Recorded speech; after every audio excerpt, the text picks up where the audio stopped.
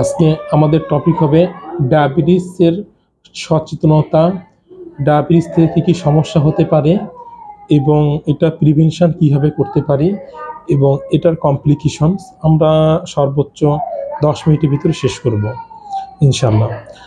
একটা হচ্ছে ডায়াবেটিস কি। ডায়াবেটিসটা কিন্তু আসলে কোনো অসুখ না, অর্থাৎ ডায়াবেটিস থাকলে যে জ্বর আসবে এরকম না, ডায়াবেটিস থাকলে যে তার খারাপ লাগবে এরকমও না। কিন্তু কি হবে, ডায়াবেটিসটা কন্ট্রোলে থাকলে তার কোনো সমস্যাই হবে না, যখনই তার আনকন্ট্রোল হবে তখনই তার সমস্যাগুলো দেখা দেবে। অর্থাৎ ডায়াবেটিস যদি তার কোনো কন্ট্রোলে থাকে তাহলে সে সম্পূর্ণ স্বাভাবিক সুস্থ জীবনযাপন লিড করতে পারবে। অর্থাৎ ডায়াবেটিস অসুখ না, কিন্তু অনেক অসুখকে দাওয়াত দিয়ে আনে, আমন্ত্রণ জানায়, শরীরে বিভিন্ন জায়গায় অসুখ তৈরি করে। কখন অসুখ তৈরি করে? যখন ডায়াবেটিসটা আনকন্ট্রোল, অনিয়ন্ত্রিত থাকে। যদি কেউ ডায়াবেটিসটা কন্ট্রোল থাকে তাহলে কিন্তু এটা তার জন্য অভিশাপের পরিবর্তে আশীর্বাদ। তো প্রশ্ন হতে পারে যে ডায়াবেটিস একজন মানুষের জীবনে কিভাবে অভিশাপ হতে পারে বা কিভাবে আশীর্বাদ হতে পারে। আমি বলবো যে ডায়াবেটিস যদি কারো ধরা পড়ে এবং সে যদি নিয়ন্ত্রিত জীবনযাপন করে তাহলে কিন্তু এটা তার জন্য আরো ভালো। কিরকমভাবে ভালো? যে সে ফ্যাটি ফুডগুলো, ফাস্ট ফুডগুলো অ্যাভয়েড করবে, অতিরিক্ত চিনি বা মিষ্টি খাবারগুলো অ্যাভয়েড করবে, যেটা আমাদের শরীরে ফ্যাট বা কোলেস্টেরল তৈরি করে, সেটা তার কমে যাবে এবং সে একটা নিয়ন্ত্রিত জীবনযাপন লিড করবে। সে প্রতিদিন এক্সারসাইজ করবে, সময় মতো খাবার খাবে, হেলদি ফুড খাবে। এতে করে তার লংজিভিটি, অর্থাৎ তার মানে হচ্ছে কার্যক্ষমতা কিন্তু তার বৃদ্ধি পাবে। অর্থাৎ কেউ যদি আমার ধরা যাচ্ছে যে ডায়াবেটিস নাই, তো আমি হয়তো স্বাস্থ্য সম্পর্কে ওইভাবে সচেতন থাকবো না।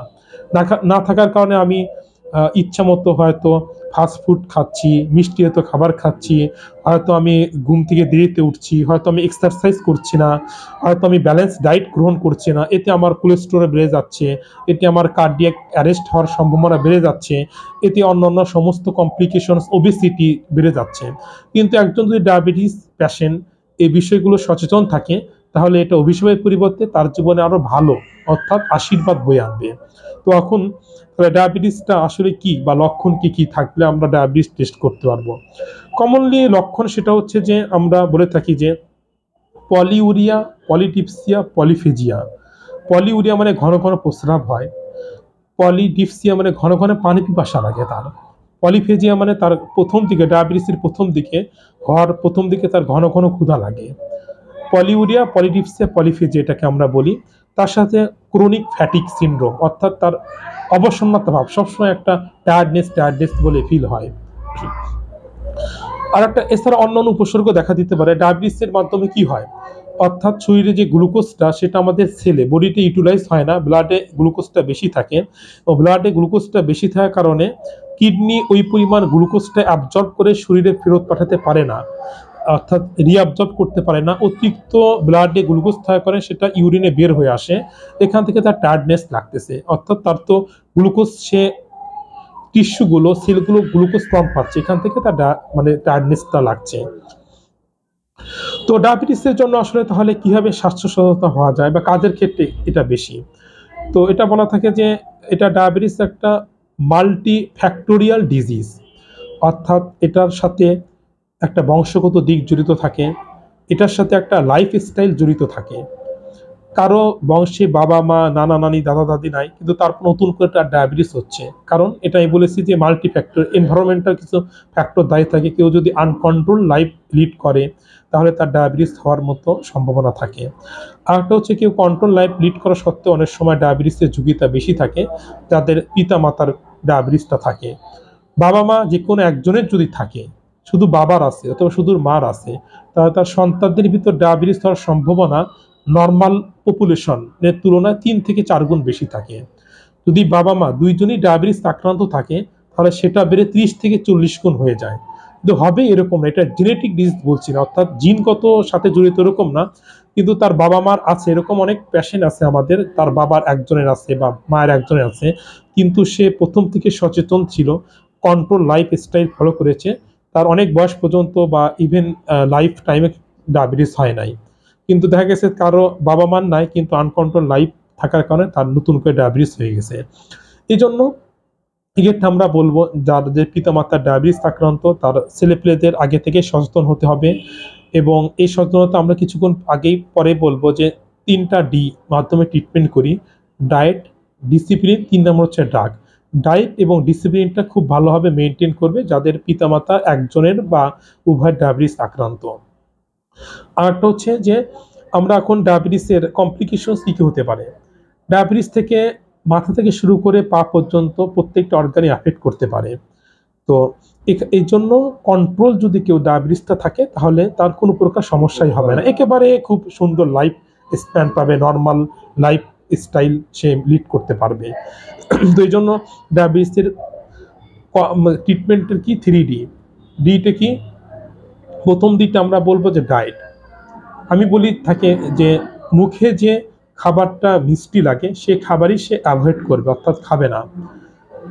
তো কি কি খাবার মিষ্টি? যেমন ফলমূলগুলো মিষ্টি, এই জন্য ফলমূল খাবে না, খেলেও খুব কম পরিমাণ খাবে। হ্যাঁ, যে খাবারই মিষ্টি লাগে এক কথা। আমরা যে পায়েস খাই বা মিষ্টি খাই, পিঠাপুলি খাই, সেগুলো খাবে না বা খেলেও খুব কম খাবে। এখন এখানে কোশ্চেন আসতে পারে যে আমি যে ফলমূল খাবো না বা অ্যাভয়েড করবো, তাহলে তো আমার শরীরে ভিটামিন শূন্যতা দেখা দিবে, খনিজ লবণ ঘাটতি দেখা দিবে, এ থেকে উত্তরণের উপায় কি? অ্যান্সারটা খুব সিম্পল। তো সে এই ফলমূল না খেলে খাবে সে শাকসবজি। কোন শাকসবজিগুলো বেশি পরিমাণ খাবে? পাতাবহর, গ্রিন লিফি ভেজিটেবলস এক কথায়, যেগুলো সবুজ পাতাবহর সবজি। যেরকম সকল প্রকার শাক খাবে, সকল প্রকার সবজি খাবে, যেমন মিষ্টি কুমড়া, চাল কুমড়া, করলা। এবং করলাটা খুব বেশি গুরুত্বপূর্ণ এবং দেখা গেছে যে গবেষণা যে করলা ডায়াবেটিস কন্ট্রোলে অনেক বেশি হেল্প করে। এখানে একটা কথা, ছোট কথা, যে আলু বা আলু জাতীয় যে খাবারগুলো আছে যেমন মুখি বা কচু, এগুলো কিন্তু ভাতের মতো, এগুলো কিন্তু সবজি হিসেবে গণ্য হয় না। অর্থাৎ সে ভাতকে একটু কম খাবে, ভাতের পরিবর্তে আটা খাবে, অর্থাৎ আটার তৈরি রুটি বা ময়দার তৈরি রুটি খাবে। এর ক্ষেত্রে আমরা বলে থাকি সকাল এবং রাত দুবেলা রুটি খাওয়ার অভ্যাস করা ভালো। যদি এতে কষ্ট হয়ে যায় তাহলে অ্যাটলিস্ট সকালে রুটি খাবে। আর ডায়াবেটিস রোগীরা একসাথে অনেক খাবার খাবে না, অল্প অল্প পরিমাণ খাবে এবং সময় মতো খাবার খাবে। যে হয়তো 3 বেলার জায়গায় 5 বেলায় খাবে, কিন্তু কম খাবে, একসাথে অনেক বেশি পরিমাণ খাবে না। এটা হচ্ছে মোটামুটি ডায়েট সম্পর্কে খুব জিস্ট অ্যাডভাইস। আর হচ্ছে ডিসিপ্লিনটা কি? প্রতিদিন অবশ্যই আধা ঘন্টা মতো হাঁটাহাঁটি করবে। এমনভাবে শুধু হাঁটলে হবে না, এমনভাবে দৌড়াবে বা এক্সারসাইজ করবে যাতে তার ঘাম মানে ঝরে পড়ে, ঘাম বের হয়। তো এটাকে এক্সারসাইজ হিসেবে ধরা হয়। তাহলে তার হচ্ছে গ্লুকোজ আপটেকটা বাড়বে, রিসেপ্টর সেন্সিটিভিটা বেড়ে যাবে। এবং আমার দেখা কয়েকটা পেশেন্ট আছে উইথাউট এনি ড্রাগ। এখন আমরা 3য় নম্বর ড্রাগটাকে বলবো, অর্থাৎ এই ডায়েট এবং ডিসিপ্লিন, খাবার এবং নিয়মানুবর্তিতা মেনটেন করে তার ডায়াবেটিস সম্পূর্ণভাবে কন্ট্রোল আছে এবং সে হেলদি লাইফ স্টাইল লিড করতে পারছে এবং ডায়াবেটিস জনিত কোনো প্রকার কমপ্লিকেশনস তার হয় নাই। সুতরাং প্রাইমারি স্টেজে যাদের ইম্পেয়ার্ড গ্লুকোজ টলারেন্স থাকে, অর্থাৎ ডায়াবেটিস হয় না কিন্তু হওয়ার ভাব আছে, অথবা ডায়াবেটিস খুব কেবলই দেখা দিয়েছে, তাদের ক্ষেত্রে আমরা ডায়েট ডিসিপ্লিন দিই। অনেক ক্ষেত্রে ডায়েট ডিসিপ্লিনের পাশাপাশি ড্রাগ লাগে। তো ড্রাগটাকে আমরা এক একজনের এক এক রকম ড্রাগ দিয়ে থাকি। কমনলি মেটফর্মিন দিয়ে থাকি কারো যদি কিডনি প্রবলেম না থাকে, কারণ এই মেটফর্মিনটা অনেক দিক থেকে হেল্প করে, গ্লুকোজটাকে কমায়, রিসেপ্টরে সেন্সিটিভিটিকে বাড়ায় এবং আরও অন্যান্য কিছু এবং আরও একটা সবচেয়ে বড় সুবিধা, এই মেটফর্মিন কখনো ইউজুয়ালি ব্লাড গ্লুকোজকে কমায় না, অর্থাৎ হাইপোগ্লাইসেমিয়া রিস্ক নাই বললেই চলে। যদি কারো কিডনিতে সমস্যা থাকে অথবা মেটফর্মিন খাওয়ার কারণে গ্যাস্ট্রিক জিআইটি আপসেট হয়, তো সেক্ষেত্রে অন্যান্য ওষুধ তখন আমরা দিয়ে থাকি। এবং যাদের একেবারে অনিয়ন্ত্রিত ডায়াবেটিস থাকে বা মুখে সে ওষুধ নিতে পারতেছে না, তো সেক্ষেত্রে আমরা অনেক সময় ইনসুলিনও দিয়ে থাকি। আর ডায়াবেটিস থেকে কি কমপ্লিকেশনস হতে পারে বা কি কি সতর্কতা অবলম্বন করব? ডায়াবেটিসের ক্ষেত্রে আমরা ফুড কেয়ারটা খুব গুরুত্বপূর্ণ বলে থাকি, অর্থাৎ ফুড মানে মানে পায়ের যত্নটা বলে থাকি। পায়ে সে শু পরবে, যাতে আমাদের যে হুট করে পায়ে কোনো একটা কাটা ফুটে গেলে অথবা হোঁচট খেয়ে পড়ে গেলে দেখা যাচ্ছে ইনফেকশন হচ্ছে, তো ইনফেকশনের সময় ভালো হতে চায় না। এজন্য পায়ের যত্ন নেওয়াটা খুব গুরুত্বপূর্ণ। এবং শু পরে থাকলে সে জীবাণু থেকে, ধুলাবালি থেকে রক্ষা পাবে এবং অযাচিত যে কোনো একটা সমস্যা থেকে, অর্থাৎ পায়ে কাটা ফোটা থেকে, আঘাত থেকেও সে রক্ষা পাবে।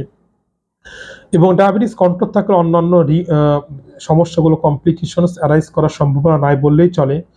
তো কমপ্লিকেশন হতে পারে, চোখের সমস্যা হতে পারে, দৃষ্টিশক্তি, আর একটা হচ্ছে হার্টের সমস্যা হতে পারে, আর একটা হচ্ছে যে তার কিডনিতে সমস্যা হতে পারে, ডায়াবেটিক নেফ্রোপ্যাথি বলে থাকি, আর একটা হচ্ছে ডায়াবেটিক নিউরোপ্যাথি বলে থাকি, যে হাত পা ঝিমঝিম করা, টোসা ধরে থাকা, এবং ইমিউনিটি তার কমে যেতে পারে, অর্থাৎ তার নর্মাল যে ইনফেকশন সেটা দেখা যাচ্ছে ভালো হচ্ছে না। এই জন্য ডায়াবেটিসটা কন্ট্রোলে রাখা খুবই গুরুত্বপূর্ণ। অনেকের একটা ভুল ধারণা যে আমি ডায়াবেটিস টেস্ট করাবো না, কারণ আমার ডায়াবেটিস হয় নাই, বা আমার বয়স কম, ডায়াবেটিস হবে না, এরকম এটাও ভুল ধারণা। যে আমরা ডায়াবেটিসটাকে সবাই সিম্পল একটা আরবিএস করতে পারি, অর্থাৎ এক ফোঁটা ব্লাড নিয়ে আমরা গ্লুকোমিটার দিয়ে পরীক্ষা করলে একটা ধারণা পাওয়া যায় আমার গ্লুকোজটা নর্মাল আছে না ঠিক আছে। এবং আমি সবাইকে অ্যাডভাইস দিয়ে থাকি, হেলদি এবং ডায়াবেটিস পেশেন্ট সবাইকেই বলে থাকি যে ৩ মাস পর পর আপনারা অবশ্যই করবেন হেলদিদের ক্ষেত্রে। আর ডায়াবেটিস যাদের থাকে তাদের ক্ষেত্রে রেগুলারলি আমি মাঝে, মাঝে সপ্তাহে এটলিস্ট একবার করে চেকআপ এর জন্য অ্যাডভাইস দিয়ে থাকি। মানে অর্থাৎ খালি পেটে একবার এবং খাওয়ার পর একবার করবে। অর্থাৎ তার কন্ট্রোল হচ্ছে কিনা। এখন মানে ডায়াবেটিস সম্পর্কে আর কোনো কিছু জানার আছে কিনা? জানার প্রশ্ন ছিল যেটা আমার ওই যে হাঁটার বিষয়টা, যদি হয়তো 30 মিনিট হাঁটলাম, আমি এটা কোশ্চেন করতে চাইছিলাম, তার আগে অ্যান্সারটা করে দিই। আমার প্রশ্ন হলো, ডায়াবেটিসের খাবার তো নিয়ন্ত্রণ করবোই, মানে ওই যে হাঁটা চলাটা, যেন সকালবেলা উঠে ঘুম থেকে উঠে একটা যে হাঁটা, 30 মিনিটের ঊর্ধ্বে বা